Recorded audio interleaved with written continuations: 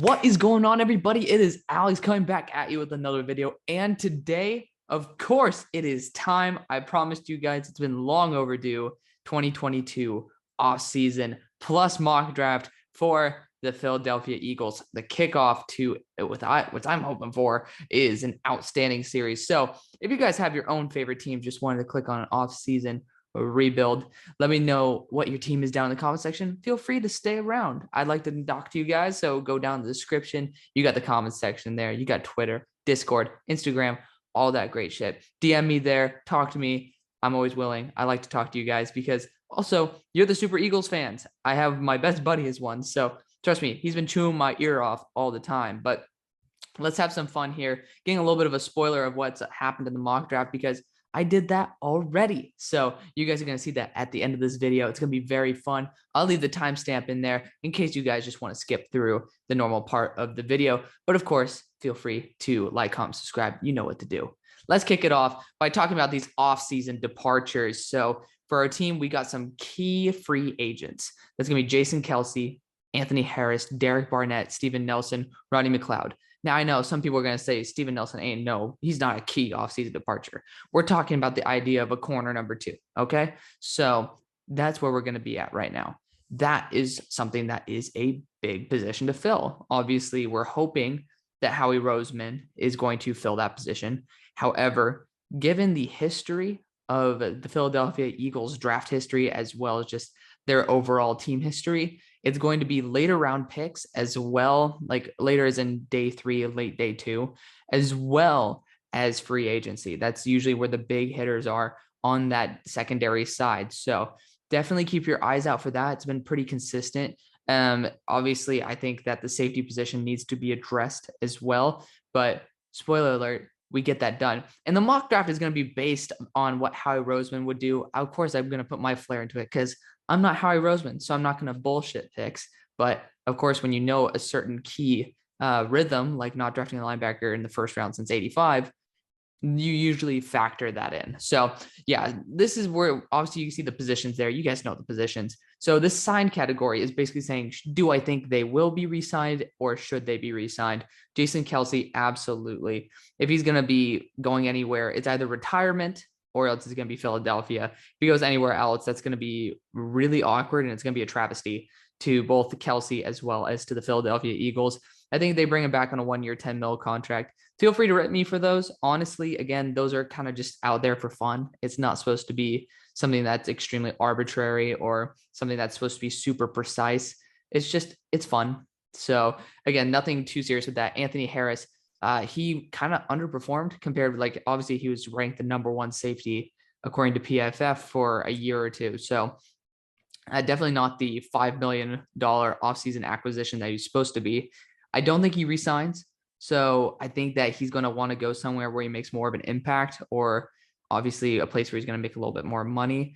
A team like the Eagles obviously isn't going to be cap strung to the same way that the Packers would be, but I don't think that Anthony Harris is going to want to take a contract in Philly, where obviously we're still building pieces to build a franchise team. So obviously we got pieces here. That's perfectly fine. Derek Barnett, I think he's going to try to chase some big money. And this is a team where when you have 3 first-round picks in a loaded edge class, he is expendable. So yeah, not a big fan of bringing back Derek Barnett, especially for the price tag he'd bring. No disrespect towards the guy. He's actually been a very big contributor to this franchise. I also just don't think he wants to re-sign here. And Steven Nelson, he hasn't been the guy. In Pittsburgh, he was absolutely locked down. He was easily the Steelers' best corner. And I think the Steelers saw that probably wasn't repeatable, or something was just different about Steven going in the offseason. That's why they released him.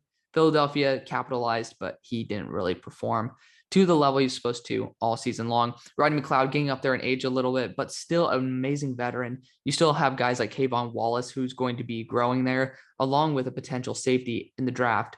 And I think that is going to be an amazing mentor for him. 2 years, $13 million certainly seems like it. Jason Kelce's just on like a 1-year thing, just to be able to end off his career properly.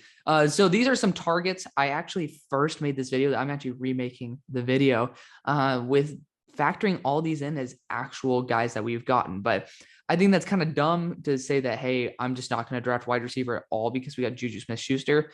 So these are the name of some of the guys. Again, these are just some of the names. I'm not going to list every single name, but you guys know the general gist of it. And then, of course, what I would project is the years and amount.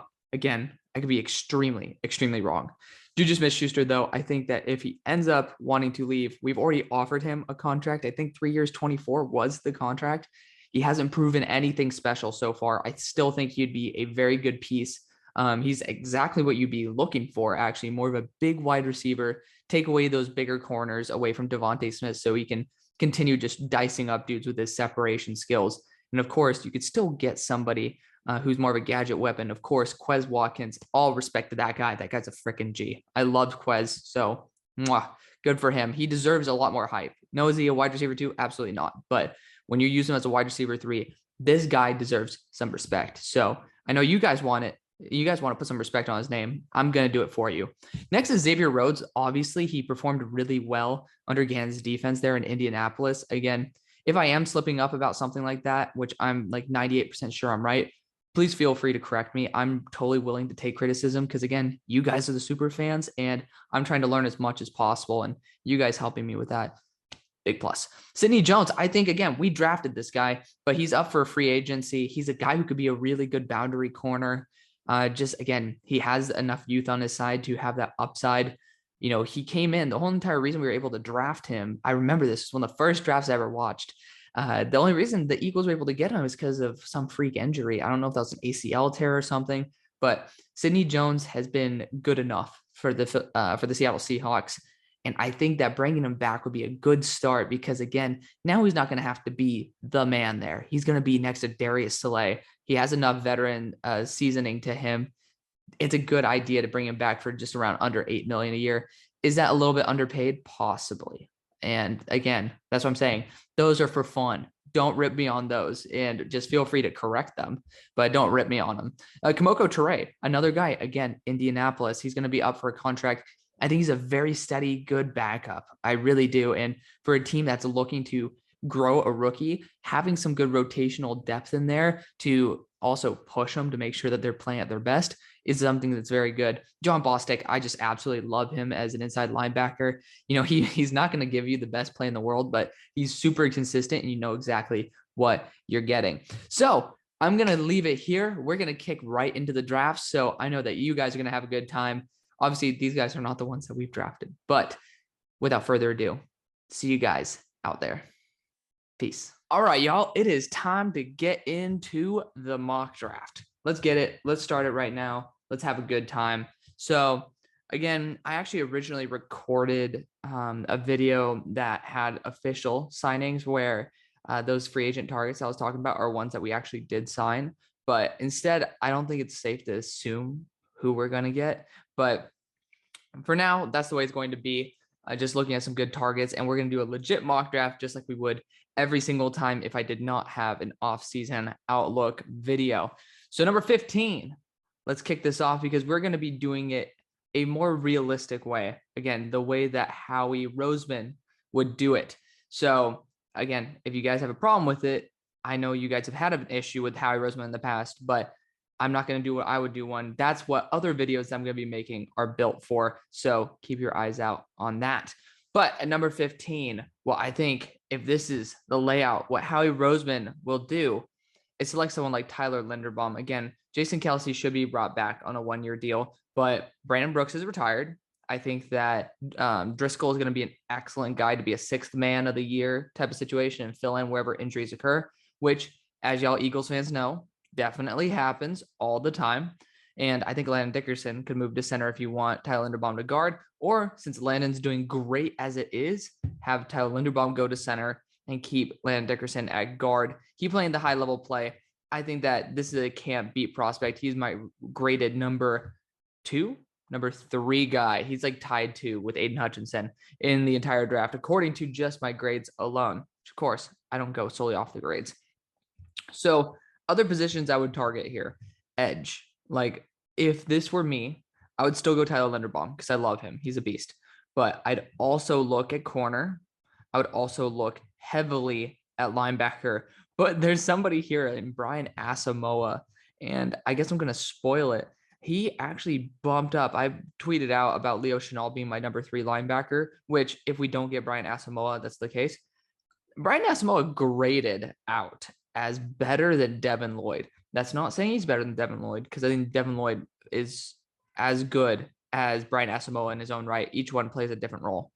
But at number 16, I mean, it's like when you have someone like Brian Asamoah that should be there at our next pick, it would be hard for me to say that I would go linebacker in the first. Again, a team that hasn't taken a linebacker since 1985 in the first round. So again, edge, it's such a Howie thing to do. And you guys know it as well. So I'm definitely on board for that. But of course, wide receiver, you guys are still looking for a big piece. I think if you guys get to bring in someone like Juju Smith-Schuster, that could solve this. And then you could go after somebody who's in the corner realm, somebody who's going to be in that edge group a little bit higher in case somebody like the Chargers would do that. But for now, we're going to go Treylon Burks here. He's projected to run a 4.38 40-yard dash. So yeah, that's pretty legit. So we are not going to be accepting trades. Of course, you guys know the deal. Just again, too much variability, and we want to show what the value is. Again, if this were me picking here, one, I wouldn't go Treylon Burks. Actually, I would consider it, but I would definitely at this spot go Travon Walker, because I think the guy's an absolute monster. But George Karlaftis, like both of these guys are freaks. George Karlaftis actually is great as my number 2 edge defender in the class. Like this guy's unbelievable. And it's who we're going to go with. But I have to shout out Travon Walker, man. This guy, his ceiling is higher than Karlaftis's because of just pure athleticism, the ability to bend. But Karlaftis is ridiculous. He's challenging Aidan Hutchinson, and he's pretty much just a slightly worse version of Aidan Hutchinson. So we're definitely going to be rocking it out with that. So honestly, even if you get Juju Smith-Schuster on a short-term contract like that, I think someone like Treylon Burks being your Deebo Samuel / DK Metcalf could be definitely something that you could be excited about. So let's see who continues to fall here. Obviously, Drake London should be in the first round. Tariq Woolen going that high is not impossible, especially with his potential. And if you pair him next to AJ Terrell, sign me up. Sign me up for that, because that's going to be an amazing mentor coming out and having a big year. So we're still looking at linebackers here. I have Christian Harris graded dramatically lower than Brian Asamoah. That being said, I still like Christian Harris, but I think Brian Asamoah would be a better target. Let's look at corners here, because I think Kaiir Elam is just so much better of a target at this moment. And again, I love me some Brian Asamoah. I don't think that he is going to be an Eagles style linebacker, but I sure as hell think Kaiir Elam could be. Strong safety as well should be in this consideration. Ooh, Lewis Signs here. Ooh, because I really like Lewis Sign. But Kirby Joseph as well. He's another rangy safety that could be a very big addition to this team.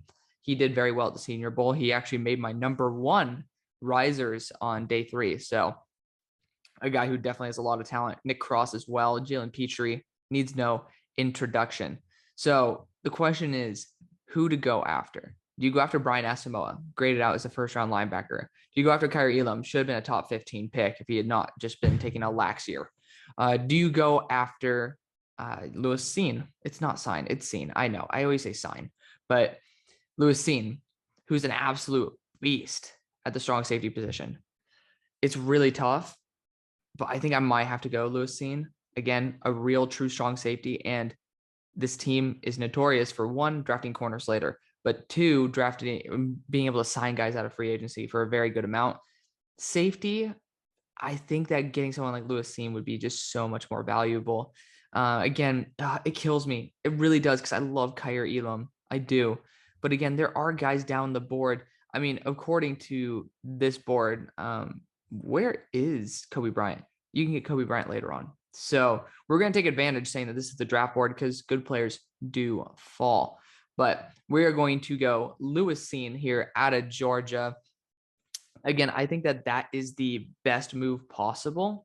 So yeah, that's exactly what I would do in that situation. Again, I love Brian Asamoah so much, but sometimes your love for a player can't become just something that totally kills you. And he goes to the Lions. At least it's not in division, right? So yeah, unfortunately, we don't get my favorite linebacker. But of course, Chad Muma is still on the board. He's still graded out as my linebacker 5. Same thing with an absolute monster that we very well might target this round in Leo Chenal. So we at least solved our strong safety pick with a guy who's worth the pick for one. He made the top 32 on my first rounder. And like, he's just, the guy's very talented. I like Lewis a lot. At this point, you could go after someone even like Marcus Jones, but Kobe Bryant's still available. Linebacker wise, you got Quay Walker, Brandon Smith, the Chad Muma, all guys who are absolutely phenomenal. I would say hold off on Brandon Smith because one, he was a rover linebacker, which is a safety linebacker hybrid, and he did transition over to pure linebacker. But I will just say that I think you don't need someone like Brandon Smith. Chad Muma still has insane potential. Troy Anderson as well. I think I spelled his name wrong because I thought it was with an O-N for some reason. That's 100% on me. But, Chad Muma certainly is my number one option at this point. Again, there's Leo Chenal here, who's an absolute beast. He graded out really well, very good against the run, which honestly, this Eagles team did get kind of carved up here and there. And he's good in zone. He really is a Zaven Collins-esque who went in the first round. So Leo has not had a bad day. Like Chad Muma had a bad week. He did. He had a good Senior Bowl game. That's a big plus. He at least had a bounce back at the end, had like 9 tackles, like 8 of them solo or something like that. So good for him. But again, there are some really good corners here, like Kobe Bryant. It sucks to say this because I know that corners is a huge position of intrigue, but I mean, both of these guys are just pure Eagles here. Same thing with Brandon Smith. Like Penn State guys in general could be. This is just a big position to target. But man, it's tough. It's tough deciding between these guys. Brandon Smith could be the dude, but I have both these guys graded higher, and I have Leo Chenal graded as a round 2 linebacker. And I think that the size of him to be a true middle linebacker, he's not that great at blitzing, but he's a very tough blitzer. He is very forceful with his 250 pounds. Not the most athletic, but he still get up there in speed. Just somebody who I think this team would really like. So Leo Chenal out of Wisconsin, also keeping it different because I always like to send Chad Muma to the squad. Just, again, a guy at 250 pounds. He's actually, I think, 262. I think he measured out 262 official weight, which is ridiculous, by the way. Like, that is insane. But at 6'2", 262, and hopefully in shape, this guy could be an absolute threat at that middle linebacker position that has been neglected for very long. And honestly, this is exactly the range which they usually take guys like that. Ooh, Marcus. Oh, we're seeing corners come off the board. Come on now. You guys gotta pray with me because honestly, I have no clue. Again, this is all live. So we're just trying to see. Oh, Cam Taylor-Britt came off the board. Don't do it. Okay, Jesse Luketa came off the board out of Penn State. Kobe Bryant's still here. Yes, we're signing him up. Kobe Bryant out of Cincinnati. Yes, is it a little bit cheap to get him in the 4th round? Absolutely, because I love doing that for a lot of teams. But again, I'm not going to apologize for TDN's predictive board being crap. That's just the way it is. And again, good players fall. So if I ever used my board, then that wouldn't really make much sense because you're basically saying the guys later on are the ones who absolutely suck. And that's not always the case. It's not always the case. A lot of times teams, like, there are gems later on, and a lot of times people don't see it. So being able to steal somebody like that in the 4th is far from out of the question, especially since he was basically a corner too. So number 153, I think we could look at running back here. Again, it's just not a very good position. I like Jashaun Corbin there. Romeo Doubs would be an intriguing option, definitely. Again, we could look back at linebacker, but Jack Sanborn, funnily enough, if you want to get the combo, I actually really like Jack Sanborn as well. But I mean, man, at this point, this is the weird spot where now the Eagles have everything filled and you kind of want to look for the best quarterback on the board. And the issue is they have so many picks that really there's not many spots for them to actually fill. You could go after a tight end here because you do have Charlie Kohler. Grant Calcaterra is somebody who I think would be a really good addition later on. He's gotten up there in my rankings, but I mean, at this point, you can start going after someone like Haskell Garrett to increase your interior presence. Because again, you do have Milton Williams growing up there, but again, this is a 5th round pick. You also have Marlon Tuipulotu. So there's a lot of guys who could be in this rotation, but he is the best player available. I'm going to go Haskell Garrett out of the Ohio State University just to be able to continue to grow and develop. I think as a situational pass rusher, this guy is going to be very, very good. So at this spot, I'm still actually looking to see Dameon Pierce could definitely be a really good guy on this roster. Very good blocker, good contact balance back. I think this might be the perfect spot for him. So we're going to go Dameon Pierce out of Florida. I do like the fit. He's a very good running back. So definitely not going to throw too much shame on Dameon Pierce. So at 165, this is another spot where, again, I'm going to see if we could find anybody. Nefi Sewell. It's Penny's brother. I don't know why he came out. It's really weird. I'm pretty sure he's a redshirt sophomore. Oh, how weird. I thought he was a redshirt sophomore for some reason. But yeah, definitely somebody to take a peek at. With this pick, when you look at it, I think a slot guy wouldn't be too shabby. And guys like Bo Melton could definitely be in the mix right now. It's a 5th rounder. Romeo Dubs, you don't really need exactly a deep threat. I think Quez Watkins is perfectly fine for that. We already got kind of our gadget guy, but unfortunately, I wish that we could still have Calvin Austin on the board because I think he's an absolute monster. Bo Melton certainly is in the equation, though. But I would honestly look for a quarterback. Again, Brock Purdy has shown some high-level things. Yes, is it a bit early? Sure, but not to me. And again, if we're seeing guys like freaking Ian Book go in this range, the last thing I'm going to shame is that if the Eagles spend a 5th-round pick on a freaking quarterback, right? So let's see who else is the best player available at the time of our next pick, because I'm starting to think that maybe taking Grant Calcaterra would be the best thing to do. So other guys who could be good in this range, not really many in terms of the tackles. Wanya Morris, I've heard some good things about from people, but honestly, he never popped out to me. Definitely someone who I would take to develop. But linebacker wise, you got Micah McFadden here. Did he declare? I don't remember if he actually fully declared. But regardless, definitely somebody who I would be interested in is Micah McFadden. Again, he's somebody who's in that 230-pound range, can play alongside Leo Chenal. And if I'm not mistaken, he's pretty damn good in coverage as well. So that is what I'm going to be taking here. Micah McFadden out of Indiana. Certainly somebody who I'd still consider in like the 4th round. So yeah, again, this linebacker class is starting to stack up as a pretty damn good one. Merlin Robertson was supposed to be a top 100 pick last year. And, you can get him at 237. That's pretty damn good. So let's look at the offensive line. I do want to continue getting guys in the late rounds for this team. You could look at guys like Ben Brown out of Ole Miss. Ole Miss actually had a pretty good year this year in terms of offensive line play. Marquise Hayes, he had some very good reps over there at the Senior Bowl. Could definitely be your future at guard. You could look again in that corner realm. You got Jermaine Waller on the board. Sign me up for that. Hell yeah. Let's go Jermaine Waller. Getting 2 steals at the corner position. I don't know why they're dropping him that much. It's a little bit ridiculous. Unless he decided to return, which of course probably is the case. Which if that happened, honestly, I would probably look. Was that guy still on the board? Michael Clemens. I'd probably do that just because he's a 6'5", 270-pound speed edge rusher. The guy's a freak. I love him so much. He's going to be featured in a lot of these. So this is probably going to be the longest video that I produce for this series because, again, this is a lot of picks. So cheers to the Eagles for stacking them up. I honestly think that they might be throwing around some trades. I think getting guys through the trade market with some of these later round picks wouldn't be a bad idea. Again, it's pretty cheap to be able to get people. But, again, this is a really, really good class to get some steals at positions of high value like edge rusher. So this is the draft. We got our center of the future. We got our true DK Metcalf / Deebo Samuel type. George Karlaftis needs no introduction. Strong safety replaced. Linebacker filled.